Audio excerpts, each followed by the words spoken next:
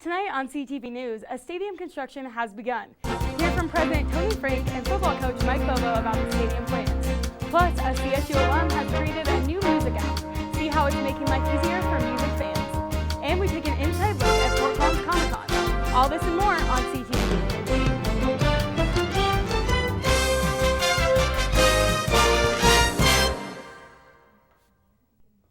Hello Rams, and thanks for tuning in to tonight's episode of CTV. I'm Madison Sloan. And I'm Cymes. Saturday, September 12th marked the groundbreaking ceremony for the new stadium. Tony Frank and other CSU officials gathered to celebrate the occasion. CTV reporter Neil Denman went to check it out. Saturday at 9:30 a.m., Tony Frank and other CSU officials broke ground on the new stadium on South Campus. Head football coach Mike Bobo had this to say about why he is looking forward to having an on-campus stadium. Having been part of a university for a long time with an on-campus stadium, there's nothing like a feeling of having your alumni, your community come home. And that's what the saying is, coming home, when they come back to the university they love, when they spent years of their life and they're back and they get to gather. And it's not just about football, it's about the people coming back, and it's about memories. Later on into the ceremony, CSU President Tony Frank acknowledged the protesters and their disagreements with the new stadium project. We want to acknowledge our friends and neighbors who continue to voice their disagreement with this project. They are people who love and care about this university and community every bit as much as we do. I think it's important today to acknowledge that their criticisms caused us to check everything not twice, but 3 or 4 times, to sharpen our pencils, to reflect, to be careful, and I believe they made this project better in the end. Neil Denman, CTV News. The brand new stadium on South Campus is expected to open its doors in 2017, just in time for the fall 2017 football season. The groundbreaking for the new stadium was not without its opponents. A group of Stop the Stadium protesters gathered outside on Pitkin Street just before the ceremony to gather attention and vocalize their disagreements with the new stadium. The protest was organized by Bob Vangermeersch in order to try and protect the community from what they believed to be a harmful project. One student, William Clem, shared his concerns about the new stadium. Financially, it's a disaster. It makes absolutely no sense. The bond, the interest on the bonded debt alone is impossible for a stadium of that size to pay for. Where's that coming from? I mean, the punchline is it's coming from my tuition, it's coming from my tax dollars, and I'm not happy about that, especially since 13.9% of students supported this stadium. Fort Collins police have arrested 2 people for unlawful conduct on public property. The individuals arrested have claimed to be involved with the Occupy Jefferson Park protests. At the time of their arrest, they were not actively protesting and were unlawfully remaining in the city park after hours. When arrested, there was a considerable amount of personal property accumulating in the park. All of the property was recovered by officers and stored. Officers have been visiting the park the past few days, educating individuals in the park of the legal hours to be there. The hours of operation at Jefferson Park are 5 a.m. to 11 p.m. For students who like to listen and move to music, there's an app for that. A hands-free, motion-controlled music app was created by a CSU alum to solve the age-old problem of how to move and groove at the same time. It's the constant problem, stopping whatever you're doing to adjust the music on your phone. Well, former CSU student Michael Papatek created an interesting solution to this problem. It's an application called Noise App, where anyone can control settings that allow their music to fade in and turn up as they move. For students who like to listen and move, the hands-free music app is ideal for recreation. At CSU, junior Amelia Howe, former member of the CSU snowboarding team, spoke about how the app would impact her rides down the slopes. It would make things so much easier because the biggest part with my music is when I'm going really fast. I love to be able to hear it and just kind of focus in on the music, matching up with my run.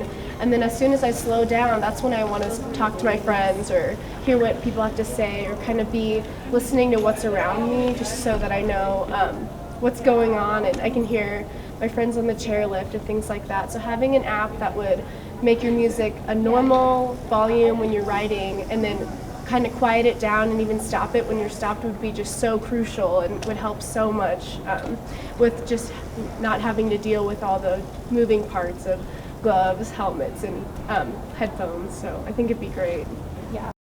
Noise app is available in a free and paid version in the App Store.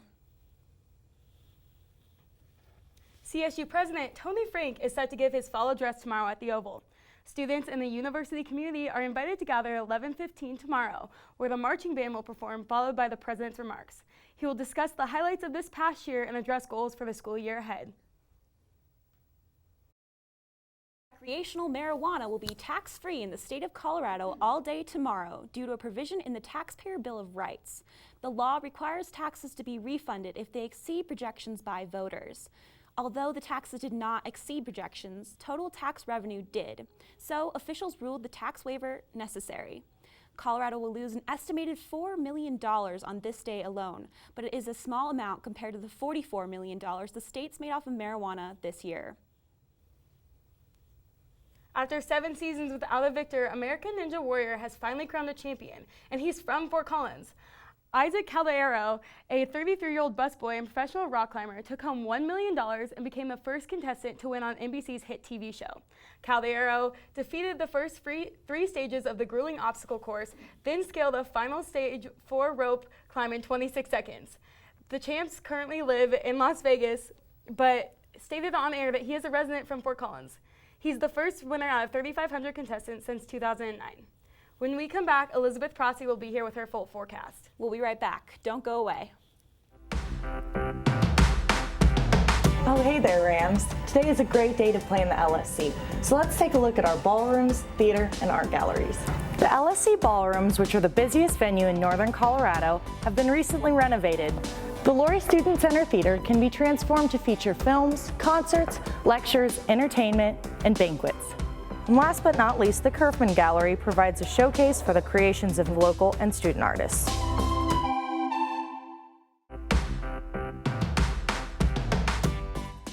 Having one of those days where you need to just get out of your head and chill out?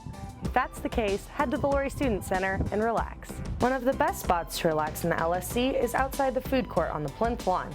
Don't forget to stop by the Ramhead Fountain. The Level 100 Commons is the perfect spot. Lounge by the flat screen TVs or enjoy one of the gaming chairs to escape the daily grind. You can always relax in the LSC. Good evening, Rams. I'm weather anchor Elizabeth Prasse with your latest weather update. It certainly has been a warm start to September, but I'm not complaining. Right now, we're looking at 73 degrees, and we do have winds gusting out of the west-southwest up to 17 miles per hour. So if you are outside this evening, just be cautious of those winds. Now, it is Tuesday night, which for most of us here in Fort Collins means a trip to Sundance. If you're headed out, it's going to be 67 degrees. We will have a few clouds, but that will clear by midnight tonight as you're heading home after a fun night of swing dancing. So make sure you grab your cowboy boots and head out to Sundance. Our overnight lows, we're going to be looking at 40 degrees in Gunnison and Alamosa this evening, 50s and even at 60 degrees in Denver tonight along the I-25 corridor. Fort Collins will be 55 degrees for our overnight low tonight. Heading out to tomorrow, you're going to want to keep the shorts out for another week, and you can put away the sunscreen. It won't be quite as warm and sunny tomorrow, but keep the water bottle in hand. It still will be a little bit warmer than it was today. Tomorrow we will have a cloudy start similar to what we saw today with a few clouds in the morning. Those clouds will be burning off though by tomorrow afternoon, so it'll be a sunny, warm afternoon. High of 85 degrees tomorrow afternoon. And looking ahead to our tomorrow's highs, another warm one out across the state. Sterling, you're looking at 91 degrees. We even got 96 in Lamar tomorrow afternoon. So it's not quite feeling like fall here in Colorado. Vail, though, you're at 63, and we've got 80s and even a 90 degrees down in Pueblo along the I-25 corridor. Now looking ahead to your 7-day forecast, Thursday, we're starting to cool down just a little bit. And with that, we're going to see a chance of rain Thursday afternoon heading into Friday morning. Friday morning, we'll start with a few clouds in the morning, but those will burn off to a beautiful 75 degrees for your high on Friday. So as you notice, it's going to be a cooler start to the weekend, which means if you aren't going to the Rocky Mountain Showdown this weekend, well, it's a great chance to go out to Horseshoe, maybe go camping. Friday, we're going to have a high of 75, cooling down to 43 degrees. A few clouds, but Saturday, it's going to be perfect. So make sure you grab a s'mores and go out and have a campfire this weekend. Now, the good news is starting Sunday, we're going to be warming back up into those 80s. High of 85 degrees on Monday, though. The weather is going to be perfect if you're headed down to Denver for the Rocky Mountain Showdown and you want to go tailgating. Grace and Rachel have more about the game coming up after the break. Stay tuned, Rams. Today we will review one of the most convenient services the Laurie Student Center has to offer, shopping. The CSU bookstore boasts an unparalleled selection of CSU apparel and gifts. It also supplies students with textbooks as well as a number of office and school supplies for your every need. Another LSC shopping option lies in the Transit Center area. Snack food, beverages, personal care items, and school supplies. Cam's Lobby Shop is your go-to stop and shop. The Ramskeller offers a traditional pub menu, 20 beers on tap, and even fresh-to-order pizza coming soon. Stop by Sweet Sensations for a delicious bakery item, espresso, or any other coffee needs you may have. Hi, welcome to Aspen Grill. Aspen Grill is a student-operated restaurant located in the University Club. The food court features a number of different restaurants to satisfy your needs between classes. Good evening and thanks for tuning in to Double Trouble. I'm Grace Reeder. And I'm Rachel Vigil. The CSU women's volleyball team was put to the test this weekend. The Rams first played Iona, who easily swept behind Alex Reed's 20 kills. But later that afternoon, number 4 Texas returned the favor in a Sweet 16 rematch. Coach Hilbert expressed that his team played well in the beginning of the first set, but Texas took over from there. The Longhorns ended the first set by winning 7 out of the last 8 points. The Rams are now playing Texas A&M. The game started at 5:30 and the Rams are down 2-1. The Rams had a heartbreaking loss against Minnesota on Saturday. The overtime loss put us 1-1 in the season. Looking forward to this weekend, the Rams play the University of Colorado in the Rocky Mountain Showdown. Grace, what was your favorite moment from last year's Rocky Mountain Showdown? My favorite moment was when all the CU fans started to kind of trickle out because CSU started to win. How about you? Yeah, mine was definitely when we took the lead in the game since we were down in the beginning. I have a lot of friends that went to CU, so when they were finally stopped texting me, it was so nice. Do you like having the game at Sports Authority Field though? I love it. First of all, the team gets a chance to play on an NFL field. Also, it's really nice that all the fans come down all the way from Boulder and all the way from Fort Collins. It means a lot. Yeah, last year we were in traffic for I think 3.5 hours trying to get into Denver, which is crazy for a football game. But I like that the community all comes together and we're able to watch the game. Absolutely, and also that wide receiver battle that's going on next weekend. Tell us a little about that. Yeah, so CSU has Higgins, which he didn't play last week against Minnesota, which was a little upsetting, and I think we would have beat Minnesota if he would have played. But CU has Spruce, which he had a big game this weekend where he had a CU record of 219 catches in his total career at CU. So hopefully that it's a good game, and hopefully Richard suits up. Absolutely, and he did have that ankle sprain, so he didn't play last weekend. Mike Bobo said that the same thing that he did before the Minnesota game, which was just that we're going to have to see his pain tolerance going into that game, but hopefully he plays. Yeah, hopefully. What's your score prediction for the game, though? I'm thinking that because the Buffs lost to Hawaii, that we're going to win 31-13. Thinking there's going to be a big spread there. How about you? I'm going to go 31-10. I think our defense really proved themselves this past weekend. But I also think Spruce and the entire team is on a big high after beating Massachusetts 48-14 this past weekend. So I think it's going to be a really good game. But also, we hope that they bring home the win, and they beat the Buffs again. But safety Trent Matthews was named to the Good Works team presented by Allstate and the American Football Coaches Association. This award is only granted to 22 athletes and was given to Matthews after spending the past 3 summers teaching football camps in the city of Fort Collins. He has gone above and beyond in the role of coach and has even stayed late and given food to kids to ensure that they were safe and that they have been taken care of. And it is so nice to be able to see a change in the media instead of having negative news but having positive news. Especially because he's such a big name to CSU football. That's really nice. Yeah. Well, we do have an entertainment after the break, so make sure to stick around. Hello Rams, my name is Sydney Schulz and I'll be your official Laurie Student Center tour guide. For our first stop, we arrive at the campus information desk in the land grant wall. As we move through the building, we enter the east to west corridor, featuring beautiful natural lighting and open architectural design. This is Sydney signing out from your home away from home and Laurie Student Center.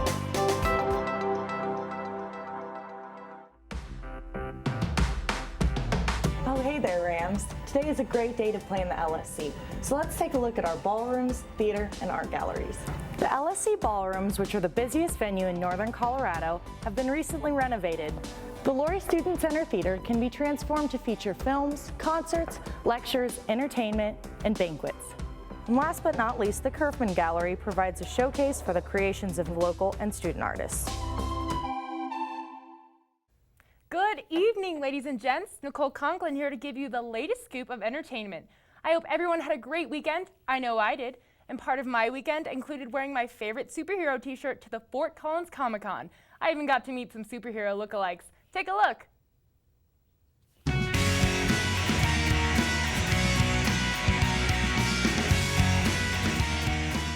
Hello everyone, Nicole Conklin here, and I'm at the first annual Fort Collins Comic-Con. It's an amazing turnout with some really cool vendors and some awesome people, crazy costumes. Let's go check it out. Comic-Con took place at the Northside Atzland Community Center near Old Town Fort Collins. The event was a huge success and was completely sold out. This was my first time at a comic convention, and I have to admit I had a great time. However, I didn't exactly know what a Comic-Con was. I had the chance to ask professional cosplayer and editor of Nerd to Go magazine, Kai Santarelli. For nerds and geeks to get together and discuss mostly comic books, TV shows. It's not aimed so much at the anime and manga culture side of things. So that's good. It's more for American merchandise, which is awesome. Speaking of merchandise, this place had replicas of books, scripts, and other props that you might see in your favorite movies and comics. I even got to meet R2-D2 from Star Wars. Well, a replica of R2-D2. Brian Hotz, the creator of the droid replica, told me why he enjoyed Comic-Con. I like to do it. I like meeting the people. I like the cosplay. I like seeing everybody in their different costumes and just talking to people. It's just a neat environment, very laid back, and everybody's just here to have fun. There you have it, folks. If you have an inner child dying to check out some old comic books or see some life-size models of your favorite superheroes, be sure to check out next year's Fort Collins Comic-Con. As you can see, it was a pretty fun-filled day. Now, being a geek that I am, I took a few selfies with some of the celebrity lookalikes. First up, we have Captain America. If you couldn't tell, he's my favorite. And I kind of creeped him out, I think. It's fine. Oh, here I have a lightsaber with R2-D2. I had a great Star Wars fan moment. And they had some pretty crazy decorations, so I took a sassy selfie with this guy. You know. And of course, they had an amazing couple from The Amazing Spider-Man, and they look great. Doctor Who fans, I met them, and he even had the messy hair and the red cons. Here we have the Mockingjay from the Hunger Games. I kind of fangirled a little bit. And my favorite toothy friend, a dinosaur T-Rex. He was pretty quiet for a dinosaur. Nonetheless, great guy, I think. Anyway, I thought everybody should go to Comic-Con. There's amazing people there. I had a blast, and honestly, if I got to go, I would dress up like Astrid from How to Train Your Dragon because that's my favorite movie. Anyway, finally, the news we've all been waiting for is Facebook is working on making a dislike button. The social media giant is responding to popular demand from users who say liking statuses does not fit certain situations. Chief Executive Mark Zuckerberg stated, "It's important to give people more options than to just like to help express empathy and sympathy. Not every moment is a good moment." You know, I have to agree. When I see my ex with a new bae, I'm not going to go like, I'm going to dislike. Or when I see someone post the 100th picture of their breakfast for toast or whatever, dislike. I'm sorry, I don't care about your toast. Anyway, I think it could be kind of sketchy too for cyberbullying. We have enough of that going on, so I hope Facebook knows what they're doing. Anyways, Rams, that is all the time we have this evening on CTV News. Be sure to tune in to our tomorrow show live online and at Channel 11 at 7 p.m. Good night, everyone.